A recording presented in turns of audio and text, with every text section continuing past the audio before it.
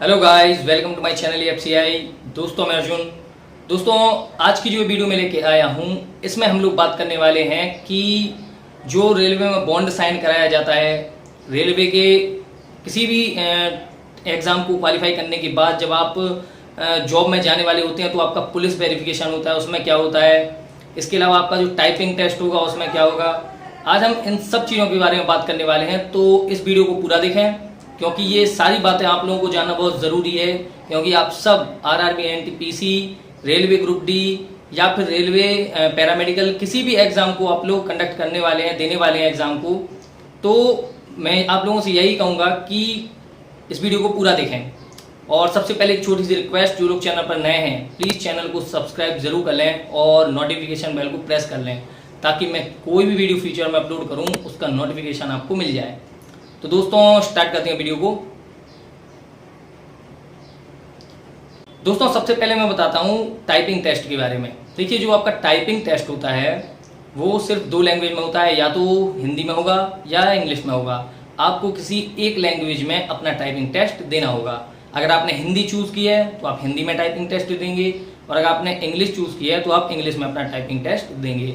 आपको दो लैंग्वेज में नहीं देना होगा, सिर्फ एक ही लैंग्वेज में टाइपिंग टेस्ट होगा। अब इसके अलावा अगर आपने हिंदी चूज की है तो हिंदी में आप लोगों को 1 मिनट में 25 शब्द यानी 25 वर्ड्स पर मिनट के हिसाब से टेस्ट क्वालिफाई करना होगा। और इसके अलावा जो लोग इंग्लिश में टाइपिंग करेंगे उन लोगों को 30 शब्द प्रति मिनट यानी कि 30 वर्ड्स पर मिनट क्वालिफाई करने के लिए टाइप करने होंगे। तो दोस्तों ये एक सिंपल सी बात है कि जो हिंदी लैंग्वेज है और जो इंग्लिश लैंग्वेज है हमेशा यही होता है, हिंदी में कम वर्ड टाइप करने पड़ते हैं और इंग्लिश में ज़्यादा वर्ड टाइप करने पड़ते हैं। और इसके अलावा बात की जाए कि इसमें मिस्टेक्स जो है आपकी गलतियां कितनी माफ़ की जा सकती हैं, तो सिर्फ 5%। आपकी 5% जो मिस्टेक्स हैं उन्हें इग्नोर किया जाएगा। और अगर इससे ऊपर आप गलतियां करते हैं तो वो गलतियां आपकी माइनस होंगी, आपकी माइनस मार्किंग में जाएंगी। आप जितने ही वर्ड टाइप करेंगे उसमें से उतने ही वर्ड कम हो जाएंगे। और दोस्तों यहाँ पर रही बात ये कि रेलवे टाइपिंग का जो प्रोसीजर है, रेलवे किस तरह बताती है कि आपकी टाइपिंग स्पीड कितनी है, इस पर अभी आप लोगों को ज़्यादा गौर नहीं करना है। आपको सिर्फ इस पर गौर करना है कि आपको मिस्टेक्स कम करनी है और ज़्यादा से ज़्यादा वर्ड टाइप करने हैं जो भी आपने लैंग्वेज चूज़ की है उसमें। ठीक, अब यहाँ पर एक छोटी सी मैं सलाह दूंगा जिससे आप सबकी जो टाइपिंग है वो बहुत ही तेज़ हो सकती है। आप लोग काफ़ी आसानी से टाइपिंग कर सकते हैं। देखिए मैं गारंटी से कह सकता हूँ, देखिए ये बात मैं गारंटी से कह सकता हूं कि आप लोगों में से कई लोग ऐसे होंगे जो लोग टाइपिंग करते टाइम या तो किसी न्यूज़पेपर की कटिंग लिए रहते होंगे या फिर कोई आर्टिकल वगैरह जो आपके पास रिटन में हो उसी को देख के टाइपिंग करते होंगे। तो मैं ये कहूँगा ये बहुत ही गलत है, आपको इस तरह टाइपिंग नहीं करनी चाहिए। आप मेरे हिसाब से, अगर मैं जिस हिसाब से मैं टाइपिंग करता हूँ अगर आप भी उस हिसाब से करें तो आपको ये फ़ायदा होगा। देखिए मैं क्या करता था, जब मैंने एनटीपीसी का फॉर्म भरा था तो मैं भी टाइपिंग के लिए कंटिन्यू प्रैक्टिस करता था। घर पे मेरे कंप्यूटर भी था तो मुझे कोई ज़्यादा दिक्कत नहीं थी, कहीं और नहीं जाना पड़ता था, घर पे ही टाइपिंग करता था।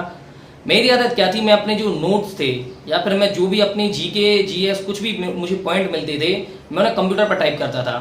तो इस बहाने मेरे नोट्स भी तैयार होते थे, साथ ही साथ टाइप करते करते मुझे अधिकतर पॉइंट याद भी हो जाते थे। और सबसे बड़ा बेनिफिट ये कि मेरी टाइपिंग स्पीड अच्छी हो जाती थी। तो ये एक बहुत ही अच्छा तरीका है आप लोगों को तैयारी करने का और प्लस साथ ही साथ टाइपिंग की प्रिपरेशन करने का। तो ये जितने भी लोग ऐसे हैं जिनके पास घर में कंप्यूटर अवेलेबल है या फिर जितने भी लोग ऐसे हैं जो बाहर टाइपिंग के लिए जाते हैं, मैं उनसे यही कहूँगा कि आप अपने नोट्स को टाइप करना सीखें। देखिए जरूरी नहीं है कि आप टाइपिंग मास्टर या किसी टाइपिंग सॉफ्टवेयर का यूज़ करें जो आपकी वर्ड स्पीड बताए। पहले अपनी स्पीड तो बढ़ाएं, बाद में स्पीड को कैलकुलेट करें कि स्पीड कितनी हो रही है। ठीक, तो मैं यही कहूँगा एक अंदाजे से आप तो अपने मोबाइल में टाइमर लगा के चालू रखें और 1 मिनट में खुद काउंट कर लें कि आपने कितने बार टाइप किया और कितनी उसमें मिस्टेक्स की हैं आप लोगों ने। तो सबसे बेस्ट तरीका है ये, आपको अपनी जो तैयारी करनी है उसी तैयारी को आप साथ में करते रहें। और आपको जो भी अपने नोट्स बनाने हैं, आपको जो भी अपने जीके या जीएस साइंस के पॉइंट आप कॉपी में लिखना चाहते हैं, किसी पेपर में लिखना चाहते हैं, उससे बेस्ट है आप उसे कंप्यूटर में टाइप करें। टाइप करने के बाद आप प्रिंट निकाल लें। उससे आप लोगों को ये फ़ायदा हुआ कि एक अच्छी सी कंप्यूटर की जो फ़ॉन्ट होते हैं उसमें आप लोगों को प्रिंट मिलेगा, पढ़ने में भी आपको अच्छा लगता है और मन भी लगता है ऐसी चीज़ को पढ़ने में। तो टाइपिंग स्पीड सुधारने का सबसे बेस्ट तरीका यही है कि आप जो पढ़ रहे हैं आप उसी को टाइपिंग करें। ठीक, तो टाइपिंग टेस्ट में मैं यही कहूँगा कि ज़्यादा टेंशन मत लीजिए। टाइपिंग टेस्ट में सिर्फ आपको 25 हिंदी या फिर 30 इंग्लिश में शब्द टाइप करने होंगे। अब दोस्तों टाइपिंग की बात करते हैं, बात हम बॉन्ड की। तो देखिए बॉन्ड के बारे में कई लोगों ने मुझसे पूछा है कमेंट में, तो बॉन्ड के बारे में बताता हूँ। देखिए रेलवे में दो टाइप की पोस्ट होती हैं, एक ऐसी जिनमें आपकी ट्रेनिंग होती है, एक ऐसी होती हैं जिनमें आपकी ट्रेनिंग नहीं होती है। जैसे बात करें रेलवे ग्रुप डी की अधिकतर पोस्ट ऐसी हैं जिनमें ट्रेनिंग नहीं होती है। तो ऐसी पोस्ट का क्या है, ऐसी पोस्ट में आप लोगों का जो बॉन्ड साइन कराया जाता है, उस बॉन्ड के बारे में मैं आपको पहले बताता हूँ। देखिए सबसे पहले तो हर एक जून ऐसा नहीं होता है जो बॉन्ड साइन कराता है, लेकिन अधिकतर जून ऐसे हैं जो जब आपको जॉब देते हैं तो आपसे बॉन्ड साइन करवा लेते हैं। जैसे मैं आरआरबी इलाहाबाद में था, तो जब मुझे रेलवे ग्रुप डी में मेरी ज्वाइनिंग हुई थी, जो 2 बार रेलवे ग्रुप डी में मुझे जॉब मिली थी, ना तो मुझे पहली जॉब में बॉन्ड भरवाया गया था, ना ही दूसरी जॉब में। लेकिन अभी आरआरबी एनटीपीसी में जब मैं सिलेक्ट हुआ था स्टेशन मास्टर के लिए, तब मेरा बॉन्ड भरवाया गया था। लेकिन जिस टाइम पे मैं रेलवे ग्रुप डी में इलाहाबाद में सिलेक्ट हुआ था, मेरे कई दोस्त WCR में भी सिलेक्ट हुए थे, कुछ लोग मुंबई जोन में भी सिलेक्ट हुए थे, तो इन लोगों के बॉन्ड साइन कराए गए थे।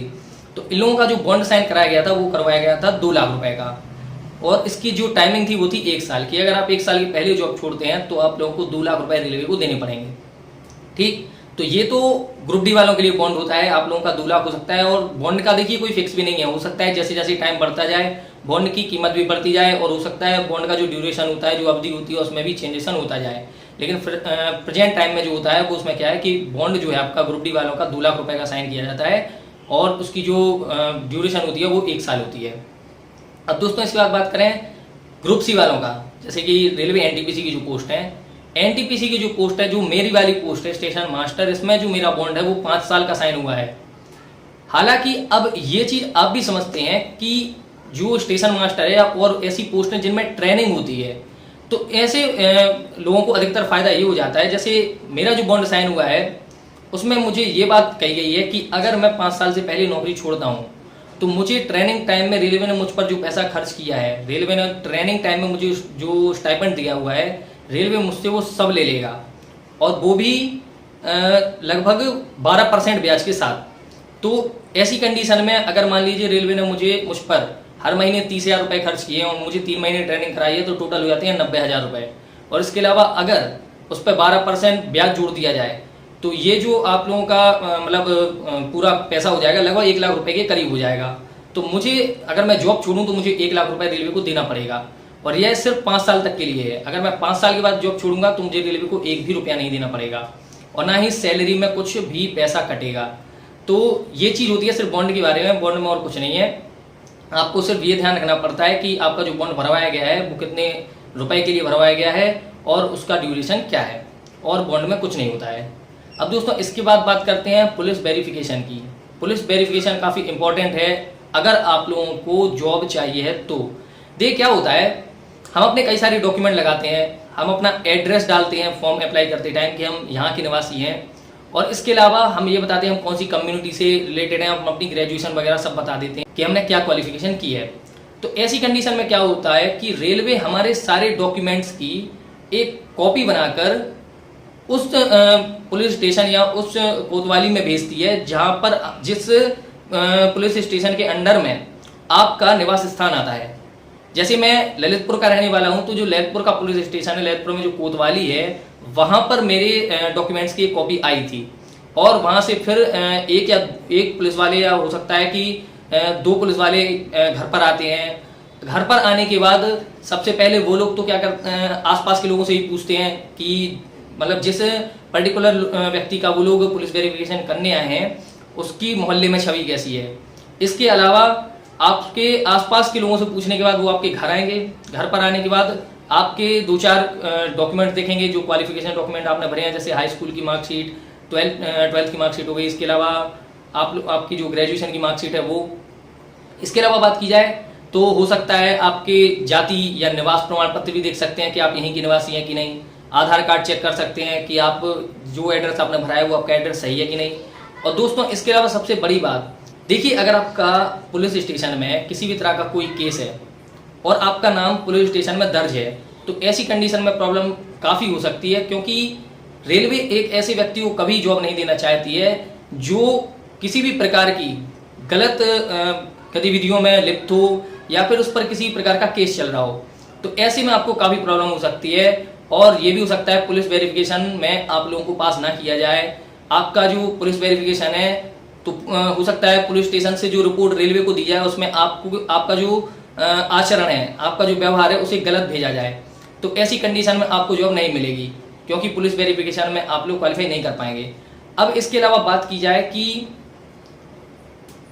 अगर मान लीजिए आपके खिलाफ कोई मुकदमा है और ऐसी कंडीशन में अगर जो पुलिस स्टेशन है वहां से कोई रिपोर्ट गई है कि इनके खिलाफ कोतवाली में कोई केस है, तो ऐसी कंडीशन में क्या होगा, आपको जॉब पर तब तक नहीं पोस्टेड किया जाएगा जब तक आप अपने उस मामले को सॉल्व नहीं कर लेते, आप अपने उस मुकदमे का हल नहीं निकाल लेते।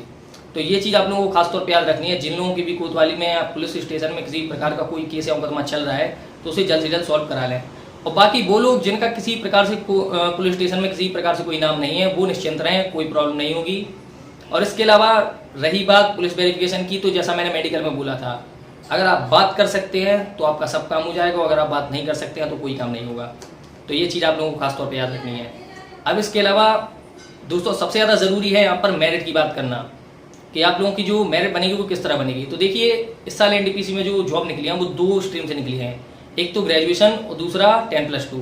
तो बात करते हैं पहले 10+2 वालों की। देखिए 12th की जो पोस्ट होती हैं इनमें से कुछ पोस्ट ऐसी हैं जिनमें टाइपिंग होती है, कुछ ऐसी हैं जिनमें टाइपिंग नहीं है। देखिए पहले क्या होता था, जब टीसी का एग्जाम हुआ था तो उसमें प्री और मेंस दोनों के मार्क्स जोड़े गए थे, इसके बाद मेरिट बनाई गई थी।